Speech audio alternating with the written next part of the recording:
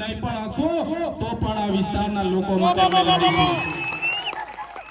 એ નેતાઓને મેં કહેવા માંગુ છું, શું આ આદિવાસી બેન દીકરીઓને ઝોલીમાં ડિલિવરી માટે લઈ જાય અને મૃત્યુ થાય એટલે તમને મજાક લાગે છે? શું અમારા યુવાનોને અહીંયા બાંધીને મારે મરી જાય એ તમને મજાક લાગે છે? સ્ટેચ્યુ ઓફ યુનિટીમાં અમારા યુવાનોને રોજગારી નહીં મળે એ શું તમને મજાક લાગે છે? ત્યારે એ સાંસદ એના ધારાસભ્યને હું કહેવા માંગુ છું, જે દિવસે તમારી બેન તમારી દીકરી ઝોલીમાં ડિલિવરીમાં લઈ જતા રસ્તે મરી જશે ને એ દિવસે તમને ભાન આવી જશે કે દુઃખ હું હોય છે। જે દિવસે તમારા કોઈ ભાઈને કે કોઈ તમારા દીકરાને કોઈ બહારના લોકો બાંધીને કપડા કાઢીને મારશે અને તમારા ભાઈને દીકરાઓ મરી જશે ને તે દિવસે તમને ભાન પડશે કે દુઃખ શું હોય છે, પોતાના લોકોનું દુઃખ શું હોય છે એની એમને ખબર નથી અને અમારી મજાક ઉડાડે છે। સાંસદ એના કહેવા માંગુ છું કે જે દિવસે તમારો પોતાના દીકરાને, જે દિવસે તમારા પોતાના ભાઈને કોઈ આ રીતના મારીને મારી નાખશે ને તે દિવસે તમને અક્કલ તમારી ઠેકાણે પડી જવાની છે। ત્યારે સાથીઓ, આ વિસ્તારમાં જંગલ ખાતાના લોકો આપણા જિલ્લામાં 5360 જેટલી અરજીઓ 5-10 વર્ષથી હજુ પેન્ડિંગ છે। જંગલ ખાતાના લોકો એમને સનદો આપતા નથી અને આપણા લોકો ખેડી ખાય છે, એને ત્યાં જમીન માપણીવાળાને મોકલે છે, જંગલ ખાતાવાળાને મોકલે છે અને ખેડૂતો પર ખોટા કેસ કરવામાં આવે છે, ખેડૂતોને જંગલમાં મારવામાં આવે છે અને જંગલ જમીન છોડાવી દેવામાં આવે છે। ત્યારે મેં જંગલ ખાતાવાળાને પણ કેમ છું, તમારો જંગલ સંરક્ષણનો કાયદો તો 1864 માં બન્યો હતો, તમારું જંગલ ખાતું તો 1927 માં બન્યું હતું। આ જંગલો પર અમારા આદિવાસીઓ હજારો સાલથી રહી છે। આ જંગલ એ અમારા આદિવાસીઓએ સાચવેલા છે। અમારા આદિવાસીને દાંતણ જોઈએ તો ડાળકીનું દાંતણ જ ભાંગીને લાવે, એ કોઈ ઝાડને કાપતા નથી। અમારા આદિવાસીઓને ઘર માટે ડાળી જોઈએ તો ડાળી જ કાપી લાવે, અમારા આદિવાસીઓને થાંભલી જોઈએ તો થાંભલી કાપી લાવે। આખા જંગલને અમે નાશ કરતા નથી।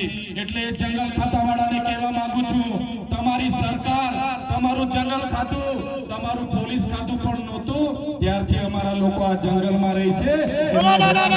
બંધ કરી દેજો, અમારા આદિવાસીઓને હેરાન કરવાનું બંધ કરી દેજો। જંગલ ખાતાવાળા સાંભળી લે કાન ખોલીને, અમારા આદિવાસીઓને હેરાન કરવાના બંધ કરી દેજો। અને અમે જે ઘરમાં પાલ્યા હતા, તીરકામઠા, ધારિયા અને જે પણ અમે ભાલા મૂક્યા છે એ કઈ અમે શણગાર માટે નથી મૂક્યા।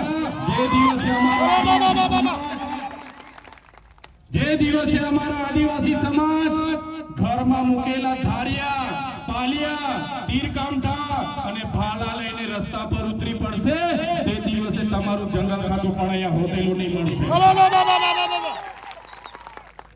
પોલીસ અધિકારીઓ જે આપણા બંદોબસ્તમાં છે એમના માટે જોરદાર તાળીઓ પાડી લો। ત્યારે જે લોકો બંધારણની સાક્ષીમાં જનતાની રક્ષા કરવાનું કામ કરે છે, સુરક્ષા આપવાનું કામ કરે છે, શાંતિ અને સલામતીમાં કામ કરે છે, નિષ્ઠા પ્રમાણે પોતાની ફરજ નિભાવે છે, એવા પોલીસ અધિકારીઓને ચૈતર વસાવાના કડા ખાતે સલામ। પણ જે પોલીસ અધિકારીઓ અમારા યુવાનોને રસ્તે ઉભા રાખીને મારે છે, અમારા ખેડૂતો પર 500,000 રૂપિયા લૂંટી લે છે, અમારા લોકોને રેડ પાડીને ડરાવે છે, એ પોલીસ અધિકારીઓને પણ આ મંચ પરથી કહેવા માંગુ છું, એ ભ્રષ્ટાચારી પોલીસ અધિકારીઓ સાંભળી લે, એ હપ્તાખોરી પોલીસ અધિકારીઓ સાંભળી લે, અમારા લોકોને હેરાન કરવાનું બંધ કરી દેજો। નહીં તો આવનારા દિવસોમાં 2027માં આમ આદમી પાર્ટીની સરકાર બનવાની છે, તમારા બધાના ભ્રષ્ટાચાર પોલીસ અધિકારીઓ સાંભળી લેજો। કલેક્ટરના ઇશારે, ભાજપના નેતાઓના ઇશારે કોરિડોરમાં અને હાઈવેમાં અમારા લોકોની જમીનો લેવા નહીં આવતા, તમારા બધાના ટાટિયા ફૂટી જશે આ વિસ્તારમાં। આજે અમે નર્મદામાં જમીનો આપી, નહેરોમાં જમીનો આપી, કરજણમાં જમીનો આપી, અમે આજે રેલવેમાં જમીનો આપી, નેશનલ હાઈવેમાં જમીનો આપી, કોરિડોરમાં જમીનો આપી, સ્ટેચ્યુ ઓફ યુનિટીમાં જમીનો આપી આજે નેર અમારા ગામડાઓમાંથી જાય છે, નેરનું પાણી કચ્છ સુધી પહોંચે છે, મારા આદિવાસીઓને આજે પાણી આપવામાં નથી આવતું। શું વાંક છે મારા આદિવાસીનો જે પોતાનું પાણી જોઈ શકે છે પણ લઈ નથી શકતો? તમે કચ્છ લઈ જાઓ, અમે કહીએ છીએ કાશ્મીર લઈ જાઓ, અમને વાંધો નથી, પણ આ પાણી પર પહેલો અધિકાર અમારા આદિવાસી લોકોનો છે। આ નર્મદાનું પાણી, આ નર્મદા મૈયા અમારી માતા છે અને નર્મદાનું પાણી અમારું જીવન સમાન અમૃત છે। આવનારા દિવસોમાં નર્મદાના નહેરનું પાણી અમારા આદિવાસીઓને નહીં આપવામાં આવે તો આ નહેર બંધ કરવા માટે પણ આપણે આગળના દિવસો આગળ આવીશું।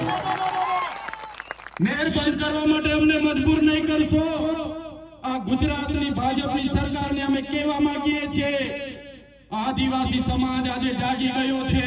જે દિવસે તમે અમારા આદિવાસી સમાજને કેવડિયામાં ઝૂંપડા તોડવાની વાત કરશો, અમારા યુવાનોને કેવડિયામાં બાંધીને મારવાની વાત કરશો, અમારા ખેડૂતોની જમીનો છીનવવાની વાત કરશો, તે દિવસે ગાંધીનગર પણ દૂર નથી, ગાંધીનગર આવીને નેપાળવાડી કરવામાં પણ અમને વાર નહીં લાગે।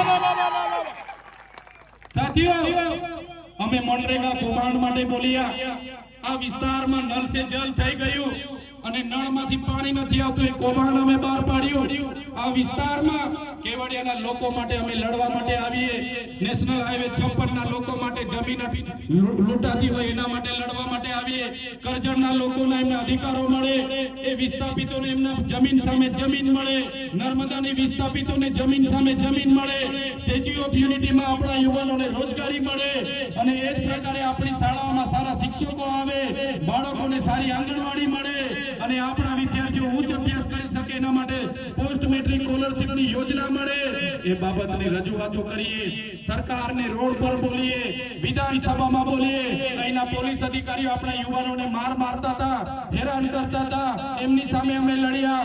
ત્યારે અહીંના ભાજપના નેતાઓને, એમના પોલીસ અધિકારીઓને ગમ્યું નહીં।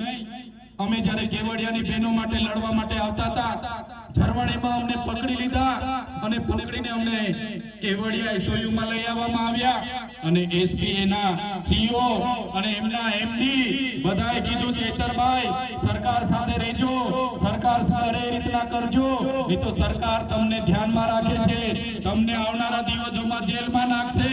અમે કીધું તમારે જેટલી જેલો કરવાની હોય કરજો, આ ચૈતરભાઈ વસાવા કેવડિયા વાળા માટે લડશે અને અમે નથી ડર્યા, જેલોથી નથી ગભરાયા, નથી બીધા અને અમને હમણાં જેલ કરી હતી, બધાને ખબર હશે, જોયું ને બધા। એક મીટિંગમાં મને બોલાવવામાં આવ્યો, હું મીટિંગમાં ગયો, આગળથી બધું આયોજિત હતું, મારા સાથે માથાકૂટ કરી, ઝપાઝપી કરી, તાત્કાલિક પોલીસ અધિકારીઓ બધા દોડતા આવ્યા, મને પકડી પાડ્યો, જીપમાં બેસાડ્યો અને બળજબરીપૂર્વક મને રાજપીપળા લઈ આવવામાં આવ્યો। રાજપીપળામાં મારા વિક્રમભાઈ, નિરંજનભાઈ, મારા મુકેશભાઈ, વિજયભાઈ, આશીષભાઈ બધા આવ્યા। એમણે કીધું સાહેબનું ટિફિન લઈને આવ્યા છે, સાહેબના કપડા લઈને આવ્યા છે, અમને મળવા દો। પોલીસ અધિકારીઓએ આખી રાત મળવા નહીં દીધા, કપડા આપવા નહીં દીધા। બીજા દિવસે મને ડેડિયાપાડા કોર્ટમાં લઈ જવાનું હોય, કાં તો મામલતદાર પાસે રજૂ કરવાનો હોય, મને ડેડિયાપાડા લઈ જવામાં ન આવ્યો, મને સેશન કોર્ટમાં રજૂ કરવામાં આવ્યો। મારા વકીલોએ બે હાથ જોડીને વિનંતી કરી, સાહેબ ચૈતરભાઈના અમે વકીલ છે, અમને અંદર જવા દો। ગોપાલભાઈ ઇટાલિયા અને મારા વકીલોને અંદર નહીં આવવા દીધા। મને રાજપીપળા જેલમાં રાખવાની જગ્યાએ મને ડાયરેક્ટ વડોદરાની જેલમાં નાખવામાં આવ્યો। વડોદરાની જેલ એટલે રાજા રજવાડાઓની જેલ, અંગ્રેજોની જેલ। એમાં તમે જોયું હશે, એક અઠવાડિયું નહીં, એક મહિનો નહીં, મહિનો બે મહિના 80 દિવસ સુધી તારીખ પર તારીખ, તારીખ પર તારીખ, તારીખ પર તારીખ, તારીખ પર તારીખ, જામીન ના મળે મને। પોલીસ અધિકારીઓએ કીધું આ વ્યક્તિ લોકોને ગેરમાર્ગે દોરે છે, એને જામીન નહીં મળવા જોઈએ અને એને જામીન નહીં આપવા જોઈએ। અને ભાજપના નેતાઓનું જોર, એમની સરકાર, એમનું તંત્ર, એમનું ન્યાય પ્રણાલિકા બધું જ એમનું મને જામીન ના મળે, અંદર